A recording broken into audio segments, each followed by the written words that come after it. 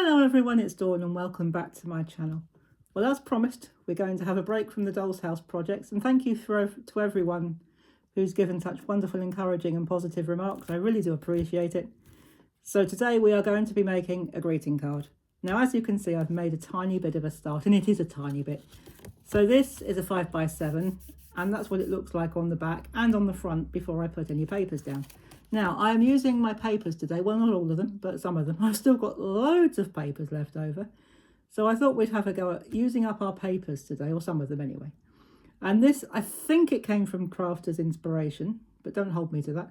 What I really ought to do is when papers come from magazines, I should really keep them inside the magazine so that I know where they've come from. But if I think of it, which is highly unlikely, I'll try and remember to do that in the future.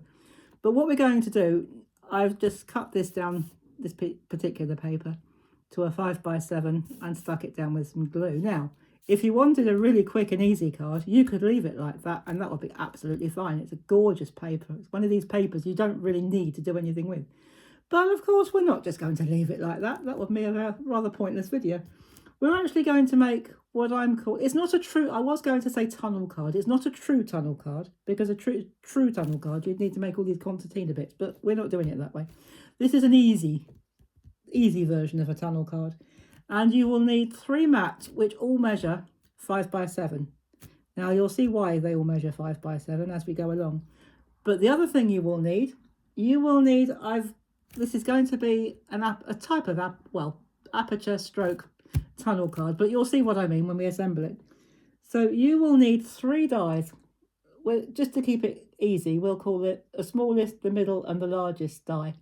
And your small die, your smallest die, measures 3.5 by 5 inches. And all of these measurements that you need, there aren't very many, but the measurements that you need, any information you need, will be in the description box below. So your first one will be 2.5, no it doesn't, sorry, 3.5 by 5, looking at the wrong one. And that's what it looks like when I've cut it out, if I put it there. Now on the back, I have put some pieces of foam, well, some foam pads, and you might have noticed I've put the number 1. What I did when I was preparing this, each mat on the back I put 1, 2 and 3, because you're going to need 3 if you're going to do it this way. The reason I did that was because I know what I'm like. Once I start chatting on videos, I start putting the things together, and with this one, if you put it together wrong, it's already got tape on it. There's no way you can take it off. It's done. It's ruined. So I've put the numbers on them, and you can do that if you want to. You can put numbers on the back because no one will see it. I'll show you what I mean. If I turn it over like that, and it's come from the same pack, as you can see, very similar pattern, and we're going to line that up and pop it down like that, and there is our first tunnel piece, if you like. And the middle one is that one. Make sure I pick up the right one, the one with the number 2 on it. And the measurements for that one are 3.5 by 5. I think I got that right. I will put these in the description box. And again, there we go. It's the same from the same pack. Actually, do you know what? I'm going to put that, it's not a directional one, but I wanted to put that leafy bit at the bottom. So I'm just going to lay that over like that. It doesn't have to be perfect, and as you can see, this one isn't, but that doesn't matter.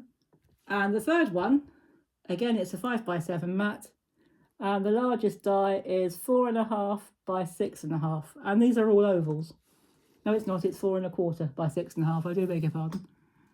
And that's from that. And again, we're just going to lay that down, and that will really just go around the edge like that.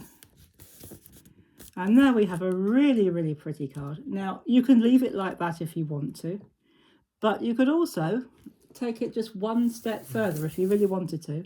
I've got some flowers which came from the same, I think it came from the same pack. And I'm just going to use some glue, some ordinary, this type of glue stick. That's the word, glue stick. And all I'm going to do is I'm going to overlap the top mat just a little bit. And these are only paper, so they don't need much, they don't need very strong adhesive. So we're going to just pop that like that, and I'm going to put that one there, tuck that one down there, and I've got one more that I've cut out, and I'm going to put that in the top corner. And that is a really, really pretty card. It stands up beautifully because it's got so many layers. It stands up really nicely. And let me just stand up to make sure that you can still see it. You can. And as you can see, we have got a little bit of overhang here. If you want to, you can take a sharp knife or even scissors and cut that off, but I'm actually going to leave it for now. So there you go, guys. There is our oval tunnel card made with our papers. I hope you enjoyed it. I hope you have a go yourself, and I will see you in our next video. And in the meantime, thank you for watching. Thank you for subscribing, and I'll see you soon. And in the meantime, take care, have fun, and as always, happy crafting. Bye-bye for now.